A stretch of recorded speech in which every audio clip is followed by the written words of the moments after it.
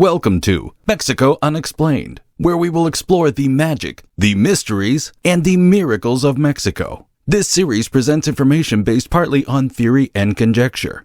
The podcaster's purpose is to suggest some possible explanation, but not necessarily the only ones to the subjects we will examine. Here is your host, Robert Bitto. Welcome and muy bienvenidos to episode number 409 of Mexico Unexplained, where we examine the magic, the mysteries, and the miracles of Mexico. I'm your host, Robert Bitto. When I was a tour guide in Mexico almost 20 years ago, one of my tour participants happened to be the highest-ranking Freemason in his state. On day 3, after the tour was over for the afternoon, I decided to take a walk around the neighborhood surrounding our hotel. Out on a walk also was this high-ranking Freemason and his wife. I joined up with them, and within minutes we found ourselves in front of the Grand Lodge of Western Mexico, located in downtown Guadalajara. My tour participant knocked on the door, showed identification, and the guy opening the door let all three of us in. I was not a Mason, but was given free rein to explore the place. We eventually made it to the upper level, to a room with a checkered floor, whose entrance was guarded by 2 pillars topped with polished blue orbs that looked like globes.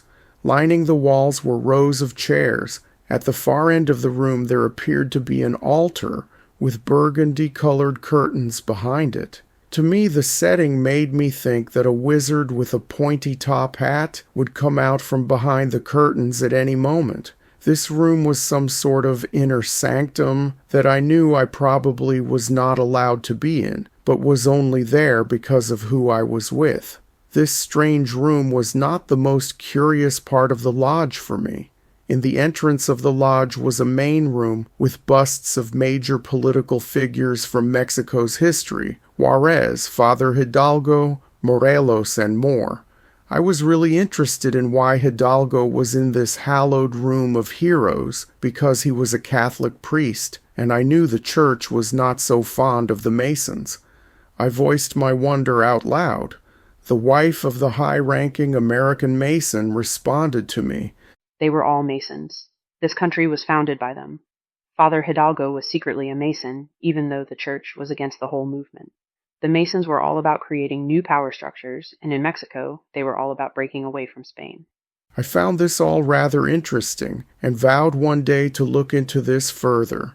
And now here we have Mexico Unexplained, episode number 409. The story of Mexico's independence from Spain, culminating in 1821, is often told as a tale of heroic priests, oppressed masses, and a crumbling colonial empire. Figures like Miguel Hidalgo, with his fiery cry of Dolores in 1810, and Agustín de Iturbide, who sealed the deal with the Plan of Iguala, dominate the narrative. Yet beneath this surface lies a shadowy thread that some historians and enthusiasts whisper about: the influence of secret societies such as Freemasonry. Could this mysterious fraternal order, with its Enlightenment ideals and clandestine networks, have played a pivotal role in sparking and shaping Mexico's break from Spain in the late 1700s and early 1800s? We will delve into the evidence, the speculation, and the historical context to uncover whether Freemasons were hidden architects of Mexican independence. To understand Freemasonry's potential role in Mexico, we must first step back to its broader context in the 18th century. Freemasonry emerged in Europe as a fraternal organization blending medieval guild traditions with Enlightenment philosophy. By the late 1700s, it had evolved into a network of lodges promoting ideals of liberty, equality, and reason, ideas that often clashed with the absolutist monarchies and rigid religious hierarchies of the time. In Spain, Freemasonry took root under the Bourbon dynasty, particularly during the reign of Charles III, who ruled from 1759 to 1788. Charles was a monarch known for his reformist yet authoritarian streak. In 1767, a Grand Lodge of Spain was established, led by the Count of Aranda, Charles III's prime minister, and included many prominent nobles and officials. This was no mere social club. It was a space where Enlightenment ideas fermented, often in opposition to the Catholic Church's dominance. Spain's colonial empire, including New Spain, was not immune to these currents. The Bourbon reforms of the 18th century aimed to centralize control and extract more wealth from the colonies, alienating the Creole elite, the American-born Spaniards who chafed under the privileges of the Peninsulares, who were the Spain-born subjects of New Spain. At the same time, the expulsion of the Jesuits from Spanish territories in 1767, ordered by Charles III, stirred resentment among colonists who saw the Jesuits as cultural and intellectual allies. This act, perceived as an attack on local autonomy, created fertile ground for subversive ideas. Freemasonry, with its emphasis on rational governance and individual rights, offered a framework for dissent, one that could operate in secret, beyond the reach of colonial authorities and the Inquisition. Evidence of Freemasonry in colonial Mexico during the late 18th century is sparse and often circumstantial, largely because the Spanish crown and the Catholic Church viewed it with deep suspicion. The Inquisition, still active in Mexico, branded Freemasonry as heretical and seditious, forcing any lodges to operate clandestinely. Yet the ideas of the Enlightenment, carried by books, travelers, and returning students, seeped into the colony. The Creoles, educated and ambitious, were particularly receptive. They resented their second-class status and saw in Freemasonry a vision of a society where merit, not birth, determined power. Speculation about early Masonic activity in Mexico often points to the port cities of Veracruz and Campeche, gateways for foreign influence. In 1816, the York Rite Grand Lodge of Louisiana reportedly chartered a lodge called Amigos Reunidos No. 8 in Veracruz, followed by Reunida la Virtud No. 9 in Campeche in 1817. These lodges, if they existed, leave little trace in official records, suggesting they either dissolved quickly or operated in utmost secrecy. However, their timing, on the eve of Mexico's independence struggle, raises intriguing questions. Were these outposts of American Freemasonry planting seeds of rebellion in a colony already simmering with discontent? More tantalizing is the claim by José María Mateos, a 19th-century Mexican liberal politician, who in 1884 asserted that key independence leaders like Miguel Hidalgo, José María Morelos, and Ignacio Allende were Freemasons. Mateos suggested they were initiated in a lodge called Moral Architecture, later known as Bolívar No. 73, though he offered no documentary proof. Historians have debated this claim fiercely. Hidalgo, a Catholic priest, seems an unlikely candidate given the Church's hostility to Freemasonry, yet his progressive ideas, abolishing slavery, redistributing land, echo outwardly professed Masonic principles of equality and justice. Morelos, another priest-turned-revolutionary, drafted the Sentimientos de la Nación in 1813, a document that blends republicanism with social reform, hinting at Enlightenment influences that could align with Masonic thought. The turning point for Mexican independence came in 1808, when Napoleon Bonaparte invaded Spain, deposed King Ferdinand VII, and installed his brother Joseph Bonaparte on the throne. This crisis fractured Spanish authority, leaving New Spain in a power vacuum.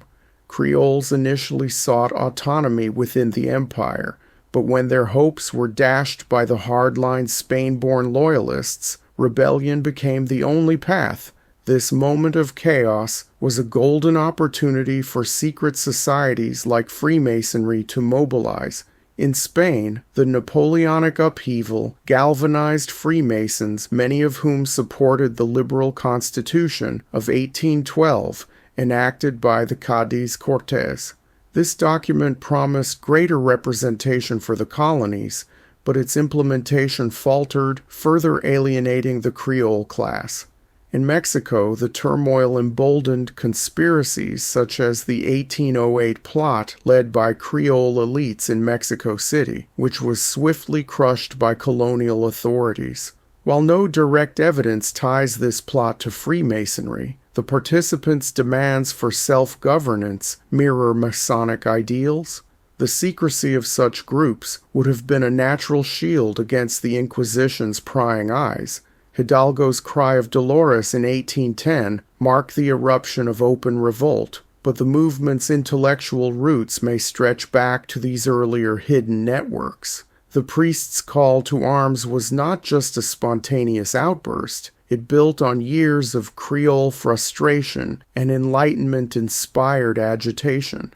If Hidalgo was indeed a Mason, as Mateos claimed, his lodge could have been a crucible for planning and radicalization, yet without records likely destroyed or never kept due to the risks, the connection remains speculative. The independence movement's decisive phase came in 1821, when Agustin de Iturbide, a royalist general, switched sides and allied with insurgent leader Vicente Guerrero. Their plan of Iguala promised independence, Catholicism, and equality between native-born and European-born Spaniards, three guarantees that won broad support. On August 24, 1821, the Treaty of Córdoba formalized Mexico's break from Spain, and Iturbide soon crowned himself emperor. Intriguingly, there is stronger evidence of Iturbide's Masonic ties. Documents suggest he was a member, possibly initiated during his military career, and his pragmatic, conservative vision of independence aligns with the York Rite Masonry that later dominated Mexico. The Dominican friar Servando Teresa de Mir, the subject of Mexico Unexplained episode number 180, who was another key figure in the independence struggle, is also widely accepted as a Freemason. A radical thinker exiled multiple times by Spanish authorities, Mir's writings championed Mexican identity and sovereignty, often with a flair for Masonic symbolism. His influence on Iturbide and the broader movement underscores how Masonic networks could bridge ideological divides, uniting Mexican-born elites, military officers, and intellectuals in a common cause. After independence, Freemasonry emerged from the shadows. Lodges multiplied, splitting into rival factions. The York Rite, favored by conservatives like Iturbide, and the Scottish Rite, embraced by liberals. This division shaped Mexico's turbulent post-independence politics, suggesting that Masonic influence didn't end with the Treaty of Córdoba, but evolved into a new battleground. So, how much of this Masonic narrative holds water? The hard evidence is thin. No lodge records definitively place Hidalgo, Morelos, or Allende in Masonic ranks before 1810. The Inquisition's vigilance and the chaos of war likely erased any paper trail. Mateos's claims, made decades later, could be retrospective myth-making by a liberal eager to tie Mexico's heroes to a prestigious global movement.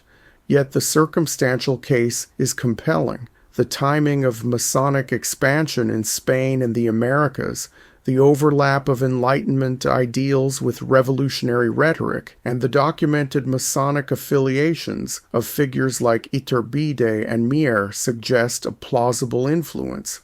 Critics argue that Freemasonry's role has been exaggerated. The Mexican independence movement was a broad coalition, peasants, priests, Creoles, and mestizos, driven by local grievances like taxation, racial inequality, and food shortages, not abstract lodge rituals. Hidalgo's rebellion, for instance, spiraled into a populist uprising far beyond any elite conspiracy. Yet this doesn't preclude a Masonic spark. Secret societies often act as catalysts, planting ideas that ignite larger flames. The American Revolution, with its well-documented Masonic ties, think George Washington and Benjamin Franklin, offers a parallel. A small cadre of lodge brothers shaped a movement that outgrew them. If Freemasonry did help birth Mexican independence, its legacy is bittersweet. The new nation stumbled into instability, with Iturbide's empire collapsing by 1823 and decades of coups and foreign interventions following. The York-Scottish Rite rivalry fueled political chaos, notably in the career of Antonio Lopez de Santa Anna, a confirmed Scottish Rite Mason whose life was reportedly spared at San Jacinto in 1836 by Masonic signals, a story as dramatic as it is unproven. By the late 19th century, Freemasonry's influence waned as Mexico grappled with modernization and revolution.